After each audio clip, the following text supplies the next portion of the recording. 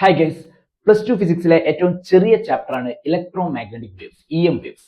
കഴിഞ്ഞ വർഷത്തെ NCERTക്ക് 2 ക്വസ്റ്റ്യൻസ് ആണ് EM വേവ്സ് എന്ന് ചോദിച്ചിട്ടുള്ളത്. ചെറിയ ചാപ്റ്ററാണ്, 2 ക്വസ്റ്റ്യൻസ് ചോദിച്ചിട്ടുണ്ട്.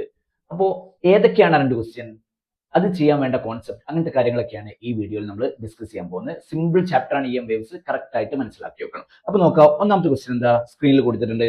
Arrange the following electro magnetic waves in the increasing order of their energies. കുറച്ച് EM വേവ്സ് കൊടുത്തിട്ടുണ്ട്. ഏതൊക്കെയാ? X ray, ultraviolet, microwave, gamma rays, radio waves. ഇതിനെ എനർജി ഇൻക്രീസ് ചെയ്യുന്ന ഓർഡറിൽ അറേഞ്ച് ചെയ്യാനാണ് ക്വസ്റ്റ്യൻ. ഓക്കെ, സിമ്പിൾ ആണ്. ഇത് ഇലക്ട്രോ മാഗ്നറ്റിക് സ്പെക്ട്രം എന്ന് പറയുന്ന ഒരു ടോപ്പിക് ഉണ്ട് EM വേവ്സ് ലാസ്റ്റ് ഭാഗത്ത്, അതിലുള്ളതാണ്. അപ്പൊ അതിന് വേണ്ട കോൺസെപ്റ്റ് എന്താ, തിയറി എന്താന്ന് പറഞ്ഞാൽ അത്രേ ഉള്ളൂ. ഇലക്ട്രോ മാഗ്നറ്റിക് സ്പെക്ട്രത്തിൽ നിങ്ങൾ 7 EM വേവ്സ് ആണ് പഠിക്കുന്നത്. ഏതൊക്കെയാണ്? ഗാമ ഉണ്ട്, എക്സ്റേ ഉണ്ട്, അൾട്രാവയലറ്റ് ഉണ്ട്, വിസിബിൾ, ഇൻഫ്രാറെഡ് ഉണ്ട്, മൈക്രോവേവ് ഉണ്ട്, റേഡിയോ വേവ്. പഠിച്ചേക്കണം ഏതൊക്കെയാണ്? Gamma, X ray, ultraviolet, visible, infrared, micro, radio. ഗാക്സു, വിം, റേഡിയോ, അങ്ങനെ പഠിച്ചാൽ മതി. എങ്ങനെ ഷോർട്ട് ആയിട്ട് പഠിക്കാം? ഗാക്സു, വിം, റേഡിയോ. അതായത് gamma, X ray, ultraviolet, visible, infrared, micro, അതുപോലെ റേഡിയോ. ഇത് എന്തിന്റെ ഓർഡറിലാണ് ഞാൻ എഴുതിയെന്ന് അറിയോ? മനസ്സിലാക്കി വെക്കണം. ഗാക്സു, വിം, റേഡിയോ. ഗാമയിൽ നിന്നും റേഡിയോയിലോട്ട് പോകും തോറും, എന്താ പറഞ്ഞത്? ഗാമയിൽ നിന്നും റേഡിയോയിലോട്ട് പോകും തോറും വേവ് ലെങ്ത് ഇൻക്രീസ് ചെയ്യും. വേവ് ലെങ്ത് എന്ത് ചെയ്യും? ഇൻക്രീസ് ചെയ്യും. അതേസമയം വേവ് ലെങ്ത് ഇൻക്രീസ് ചെയ്യുമ്പോൾ ഫ്രീക്വൻസി എന്ത് ചെയ്യും? ഡിക്രീസ് ചെയ്യും. ഫ്രീക്വൻസി ഡിക്രീസ് ചെയ്ത് കഴിഞ്ഞാൽ മനസ്സിലാക്കി വെക്കുക, എനർജിയും എന്ത് ചെയ്യും? ഡിക്രീസ് ചെയ്യും. കാരണം എനർജിന്റെ ഇക്വേഷൻ E = h nu എന്ന് പറഞ്ഞിട്ട് നിങ്ങൾ പഠിച്ചിട്ടുള്ളൂ. എന്താ എനർജിന്റെ ഇക്വേഷൻ? E = h nu. അപ്പൊ ഫ്രീക്വൻസി കുറഞ്ഞാൽ എനർജിയും കുറയും, ഫ്രീക്വൻസി കൂടിയാൽ എനർജിയും കൂടും. അപ്പോ ഗാമയിൽ നിന്നും റേഡിയോയിലോട്ട് പോകും തോറും വേവ് ലെങ്ത് കൂടും, ഫ്രീക്വൻസി കുറയും, എനർജി കുറയും. എന്ന് പറഞ്ഞാൽ ഈ കൂട്ടത്തിൽ ഏറ്റവും കൂടുതൽ വേവ് ലെങ്ത് ഉള്ള ആളാരാ? റേഡിയോ. കാരണം താഴെ വരുന്നവരും വേവ് ലെങ്ത് കൂടാണ്. ഏറ്റവും വേവ് ലെങ്ത് കുറഞ്ഞതാക്കുക? ഗാമക്ക്. റെഡി അല്ലേ? എന്നാൽ അതേസമയം ഫ്രീക്വൻസി താഴോട്ട് വരുന്നവരും കുറയാണ്, ഫ്രീക്വൻസി ഏറ്റവും കുറവായിരിക്കുക റേഡിയോക്ക്, ഫ്രീക്വൻസി ഏറ്റവും കൂടുതലായിരിക്കുക ഗാമക്ക്. അതേപോലെ തന്നെ എനർജി താഴോട്ട് വരുന്നതോറും കുറയാണ്. അപ്പോൾ താഴോട്ട് വരുന്നതോറും കുറയാന്ന് പറഞ്ഞാൽ റേഡിയോക്കാണ് ഏറ്റവും കുറവ് എനർജി, ഏറ്റവും കൂടുതൽ എനർജി ഉള്ളതായിരിക്കുക ഗാമക്ക്. ഇവിടെ നമുക്ക് തന്ന റേഡിയേഷൻസ് ഏതൊക്കെയൊന്നും നോക്കുക. അതിലേതാ ഓപ്ഷൻ സെലക്ട് ചെയ്യും. എന്താ നമ്മൾ ചോദിച്ചത്? ഫ്രീക്വൻസി അല്ല, എനർജി കൂടുന്നോടല്ല. അപ്പൊ ഇതിൽ നിന്ന് ക്ലിയർ ആണ്, എനർജി ഏറ്റവും താഴോട്ട് വന്നവരും കുറയാണ്, ഏറ്റവും എനർജി കൂടുതലുള്ളത് ഗാമക്കാണ്. അപ്പോൾ ഏറ്റവും കൂടുതൽ വരുന്നത് ആർക്കാണ്? ഗാമക്ക്. ഏറ്റവും കുറവ് ആ തന്നതിൽ ആർക്കാണ് നോക്കുക? ഏറ്റവും കുറവ് റേഡിയോക്കാണ് ഏറ്റവും കുറവ്. അപ്പോ ഇൻക്രീസിംഗ് ഓർഡറിൽ എഴുതാൻ പറഞ്ഞത്. അപ്പൊ ഏറ്റവും കുറവുള്ളത് ആദ്യം എഴുതണം. ഏറ്റവും കുറവുള്ളത് ആരാ? റേഡിയോ വേവ്, E ആണ് വരുന്നത് അല്ലെ. അപ്പൊ ആ ഓർഡറിൽ നോക്കുമ്പോൾ E ആദ്യം വരണം.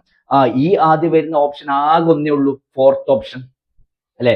E കഴിഞ്ഞിട്ട് C കഴിഞ്ഞിട്ട് B കഴിഞ്ഞിട്ട് A കഴിഞ്ഞിട്ട് D ഏതാ? ഗാമ. ഏറ്റവും കൂടുതലുള്ളത് ഗാമക്കാണ്. ഇൻക്രീസിംഗ് ഓർഡർ എന്ന് പറഞ്ഞാൽ കുറഞ്ഞതെന്ന് ഇങ്ങനെ കൂടി വരണം. അപ്പോ ഓപ്ഷൻ 4 തന്നെയാണ് വരിക. ക്ലിയർ ആണോ എല്ലാവർക്കും? ഈ ഒരു ഐഡിയ ക്ലിയർ ആണെന്ന് വിചാരിക്കുന്നു. അടുത്ത ക്വസ്റ്റ്യൻ എന്താ? അടുത്ത ക്വസ്റ്റ്യൻ നോക്ക്. അടുത്ത ക്വസ്റ്റ്യനും EM വേവ്സ് എന്നുള്ള ക്വസ്റ്റ്യൻ എന്താ? The magnetic field in a plane electromagnetic wave is given by By = 2 × 10⁻⁷ tesla sin 0.5 × 10⁻³ x plus 1.5 × 10⁻11t. The energy of the wave is, നമ്മളോട് ഒരു കാര്യം പറഞ്ഞിട്ടുണ്ട്, Hന്റെ വാല്യൂ 6.63 × 10⁻34 എടുക്കാൻ പറഞ്ഞിട്ടുണ്ട്. H എന്ന് പറഞ്ഞാൽ പ്ലാങ്ക്സ് കോൺസ്റ്റന്റ് ആണ്. ഓപ്ഷൻ തന്നിട്ടുണ്ട്, എനർജി ആകേണ്ടത്. അപ്പൊ നോക്ക്, ഈ ക്വസ്റ്റ്യനിൽ ക്ലിയർ ആണ്. EM വേവിന്റെ ഇക്വേഷൻ തന്നിട്ടുണ്ട്. അതിന് ആരുടെ ഇക്വേഷൻ തന്നിട്ടുണ്ട്? EM വേവിന്റെ മാഗ്നറ്റിക് ഫീൽഡിന്റെ ഇക്വേഷൻ തന്നിട്ടുണ്ട്. ഓക്കെ അല്ലേ? അപ്പൊ EM വേവിന്റെ തന്നിട്ടുള്ള മാഗ്നറ്റിക് ഫീൽഡിന്റെ ഇക്വേഷൻ കറക്റ്റ് ആയിട്ട് മനസ്സിലാക്കി വെക്കുക. എന്താ ക്വസ്റ്റ്യൻ തന്നിട്ടുള്ളത്? മാഗ്നറ്റിക് ഫീൽഡിന്റെ ഇക്വേഷൻ ഒന്ന് നോക്കുന്നത്, By = എത്രയാ? 2 × 10⁻⁷. ഓക്കെ, ടെസ്ല, അത് യൂണിറ്റ് എന്നതാ. സൈൻ, പിന്നെ ബ്രാക്കറ്റിൽ തന്നിട്ടുണ്ട് എത്രയാ? ഈ സൈൻ്റെ ഉള്ളിൽ ഇതിനാളെ നമ്മൾ ഫേസ് എന്ന് വിളിക്കുക. 0.5 × 10⁻³ x പ്ലസ് പിന്നെ എത്രയാ? 1.5 × 10⁻11t എന്ന് പറഞ്ഞിട്ടുണ്ട്. അപ്പൊ നിങ്ങൾ മനസ്സിലാക്കേണ്ട ഒരു പോയിന്റ് എന്താ വെച്ചാൽ, ഈ B എന്ന് പറഞ്ഞാൽ മാഗ്നറ്റിക് ഫീൽഡ്, Y എന്തിനാ താഴെ എഴുതിയെന്ന് അറിയോ? മാഗ്നറ്റിക് ഫീൽഡ് Y ഡയറക്ഷൻ എന്ന് കാണിക്കാൻ വേണ്ടിയിട്ടാണ്. ഓക്കെ, അപ്പൊ നിങ്ങൾ മനസ്സിലാക്കി വെക്കേണ്ടത്, EM വേവിന്റെ മാഗ്നറ്റിക് ഫീൽഡിന്റെ ഇക്വേഷൻ ഏത് പാറ്റേണിൽ വരിക? ഇങ്ങനെയാണ്, B = B0 sin kx plus ωt. ഈ ഒരു ഫോർമുല വരിക. റെഡി അല്ലേ? നമ്മളോട് ചോദിച്ചത് എന്താ? എനർജി കണ്ടെത്താനല്ലേ ക്വസ്റ്റ്യൻ. എനർജിന്റെ ഇക്വേഷൻ എന്താ? നിങ്ങൾ പഠിച്ചിട്ടുണ്ടാവും. എനർജിന്റെ ഇക്വേഷൻ E = h nu ആണ്. ന്യൂ എന്ന് പറഞ്ഞാൽ ഫ്രീക്വൻസി. എച്ച് എന്ന് പറഞ്ഞു കഴിഞ്ഞാൽ പ്ലാങ്ക്സ് കോൺസ്റ്റന്റ്, അത് ക്വസ്റ്റിൽ പറഞ്ഞിട്ടുണ്ട് 6.63 × 10⁻³ എടുക്കാൻ പറഞ്ഞിട്ടുണ്ട്. അപ്പോൾ ഫ്രീക്വൻസി കിട്ടിയാൽ നമ്മുടെ ആൻസർ ആയി. അപ്പോൾ ഇത് നിങ്ങൾ മനസ്സിലാക്കിയാണ് മാഗ്നറ്റിക് ഫീൽഡിന്റെ ഇക്വേഷൻ ഇതാണ് EM വേവിന്റെ മാഗ്നറ്റിക് ഫീൽഡിന്റെ ഇക്വേഷൻ. ഇലക്ട്രിക് ഫീൽഡ് ആകുമ്പോൾ E = E0 sin kx + ω t തരും. ഇവിടെ പ്ലസ് ആയതുകൊണ്ട് നമ്മൾ പ്ലസ് ചെയ്തു, ഇവിടെ മൈനസ് ആകുമ്പോൾ നമ്മൾ മൈനസ് ചെയ്തു. റെഡി അല്ലേ? ഇനി നമുക്ക് വേണ്ടത് എന്താ? ന്യൂ കിട്ടിയാൽ എച്ച് കൊണ്ട് മൾട്ടിപ്ലൈ ചെയ്ത് ആൻസർ ആയി. ന്യൂ കിട്ടണം എന്നുണ്ടെങ്കിൽ ആരെടുക്കണം എന്ന് അറിയാം? ഒമേഗ എടുക്കണം. ഒമേഗ എന്താ? Angular frequency. ന്യൂ എന്താ? ഫ്രീക്വൻസി. ഒമേഗയും ഫ്രീക്വൻസിയും, ആംഗുലാർ ഫ്രീക്വൻസിയും ഫ്രീക്വൻസിയും തമ്മിലുള്ള റിലേഷൻ ആണ് ഒമേഗ = 2π. ഇതൊക്കെ ബേസിക് ഇക്വേഷൻ, ഇതൊക്കെ അറിഞ്ഞിരിക്കണം. ഒമേഗ = എന്താ? 2π. അപ്പൊ നോക്ക്, ഇവിടെ ടീന്റെ കൂടെ ഉള്ള ആളാണ് ഒമേഗ. അപ്പൊ ഇവിടെയും ആളായിരിക്കണം ആര്? ഒമേഗ. കമ്പയർ ചെയ്യാം ഈ രണ്ട് ഇക്വേഷൻ. ഇങ്ങനെ ടീന്റെ കൂടെ ഉള്ള ആൾ ഒമേഗ, ഇവിടെ ഒമേഗ ആയിരിക്കണം. അപ്പൊ ഒമേഗന്റെ വാല്യൂ കിട്ടി. ഒമേഗ എത്രയാ കിട്ടിയത്? ടീന്റെ കൂടെ ഉള്ള ആളോട് 1.5 × 10⁻². ഓക്കെ അല്ലെ? ഒമേഗക്ക് പകരം, ഒമേഗ എന്ന് പറഞ്ഞാൽ 2π അല്ലെ, ഒമേഗക്ക് വരെ നമുക്ക് 2π എന്ന് എഴുതാം. അപ്പൊ 2π = 1.5 × 10⁻². അപ്പൊ ന്യൂ ഈക്വൽ ടു എന്താ കിട്ടുക? 1.5 × 10⁻11 ബൈ എന്ത് കിട്ടും? ന്യൂ കിട്ടണമെങ്കിൽ 2π താഴത്ത് വരും, 2 × π വരും. ക്ലിയർ അല്ലേ? ഒരു കാര്യം ചെയ്യാം, ഇതെങ്ങനെ സോൾവ് ചെയ്യാം? 1.5 നമുക്ക് 3/2 എന്ന് എഴുതാം, പ്രശ്നമല്ലോ. ഇൻറ്റു എന്തുണ്ട്? 10⁻11 ഉണ്ട്. ഡിവൈഡർ ബൈ താഴെ എന്തുണ്ട്? 2 ഉണ്ട്. പൈന്റെ വാല്യൂ 3.14. ക്ലിയർ അല്ലേ? ഇതപ്പോൾ നമുക്ക് ഒന്നുകൂടി ഷോർട്ട് ആയി കഴിഞ്ഞാൽ 3 × 10⁻11. ഈ 2 താഴത്ത് കറങ്ങും. 2 താഴത്ത് കറങ്ങും. ഇവിടെ 2 ആൾറെഡി ഉണ്ട്. 2 × 2 എത്രയാ? 4. 4 × ഇവിടെ എത്രയുള്ളത്? 3.14. ചെയ്യാം. ഈ 3യും 3.14 നമുക്ക് അപ്രോക്സിമേറ്റ് ചെയ്ത് കട്ട് ചെയ്താം. 3യും 3.1 അല്ലെ? അപ്പൊ ഏകദേശം നമുക്ക് അപ്രോക്സിമേറ്റ് ചെയ്തിട്ട് കട്ട് ചെയ്യാം. പിന്നെ ഇവിടെ എന്താ ഉള്ളത്?